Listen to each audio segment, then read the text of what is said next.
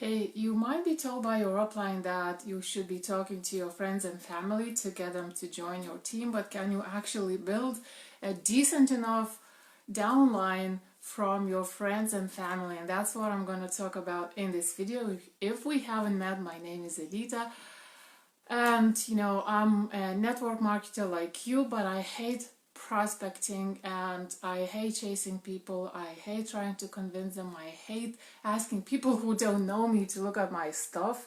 So I was struggling. I wasn't getting anywhere until I found a way to get people to ask me about my business instead. And that's what I'm sharing at VIE is now. And by the way, if you would like to have a 3-step formula how to recruit new team members without having to prospect, without having to chase, without having to feel awkward, you can find it at viesnow.com/3 steps. And today I want to talk about that famous advice to start prospecting your friends and family when you join your opportunity.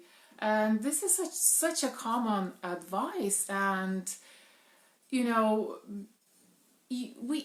kind of feels natural to do that, and the reason for that is that those people know us and they kind of trust us, and it's easier to start talking to them.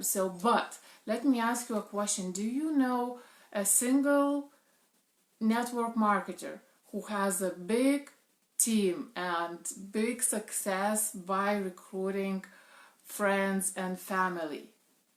Raise your hand if you know such a person, because I don't know. I know a few network marketers who have a friend or family member here and there, maybe getting the products, maybe joining as a business builder in some cases, but in many cases they are not doing anything, just sitting there. So here's the thing. There are 3 main problems with this.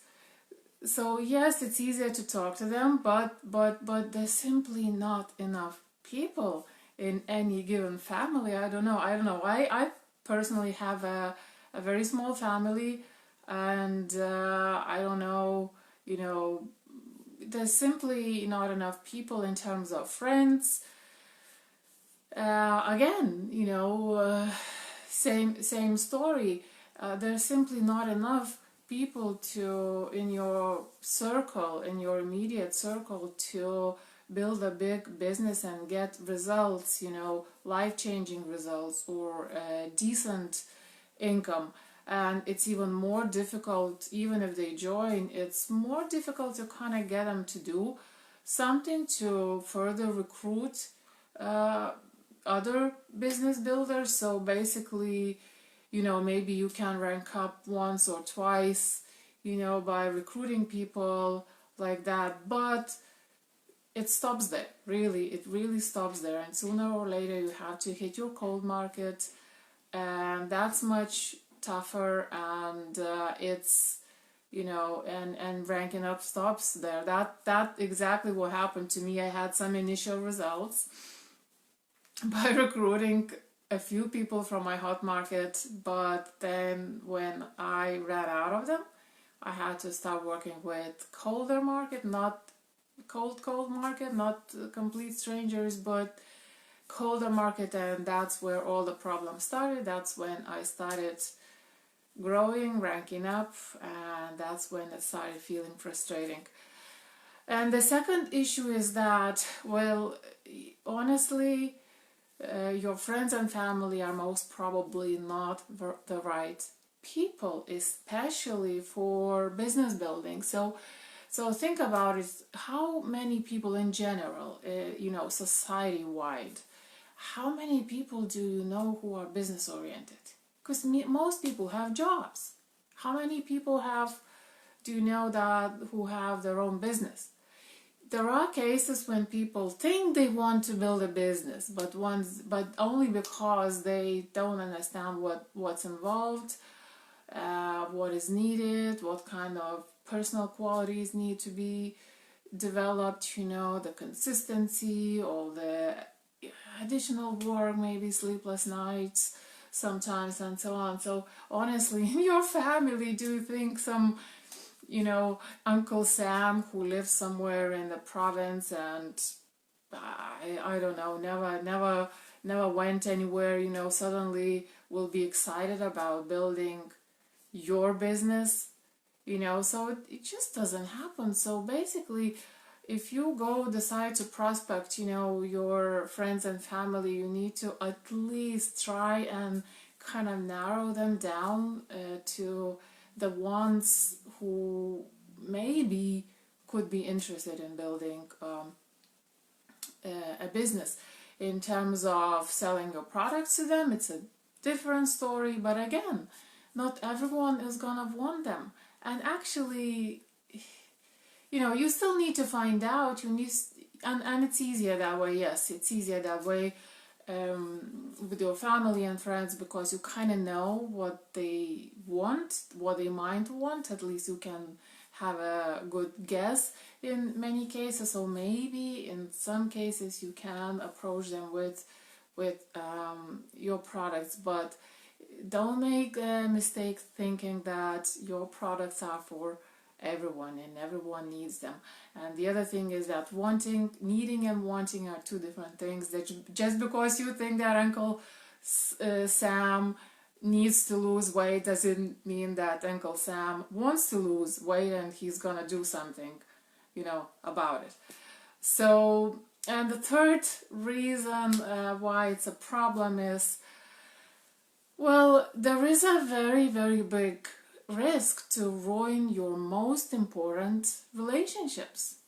And I remember when I first started in my current opportunity, I was so excited, I was so convinced everyone needed it, everyone at least needed the product. I just couldn't stop talking about it, and not necessarily because I was prospecting them, but in many cases, if we were meeting, over a drink, or I remember my cousin was visiting here in Ireland. He came all the way from Lithuania, spent a few days here, and I was talking to him about this stuff so much. It's almost embarrassing to remember about it. And he kind of seemed even interested, and he did sign up as a customer, but he, I don't know, used it once or twice, and only because I reminded him about it. So people might start avoiding you, and we hear stories all the time how network marketing ruins relationships. My best friend got involved in this, and she started, hitting me with this, and now I actually don't want to see her because I know that, every time we meet, she's gonna talk about this, and so we don't want that. It's not the right thing for them to do. They don't want this stuff, so we don't want to ruin relationships because of what we want. So the best way is to find people who actually want your stuff.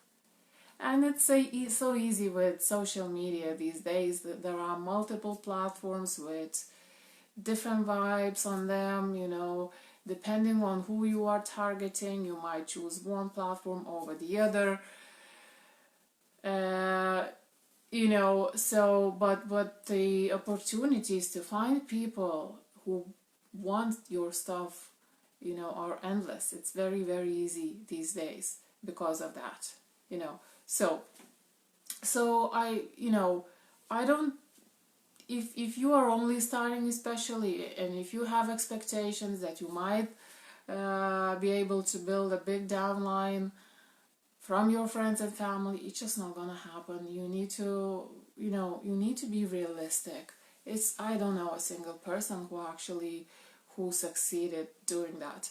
I know a few people who have family members, children, but they are doing all the work for them, so it's just not realistic. So it's much better to actually be realistic about the situation and think about other ways to do it from the beginning, and learn the skills that you need in order to do it.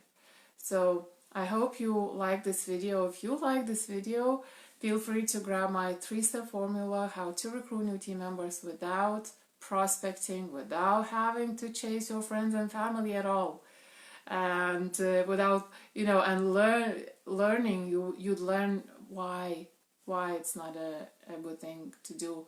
And so without feeling awkward, without ruining any relationships at all.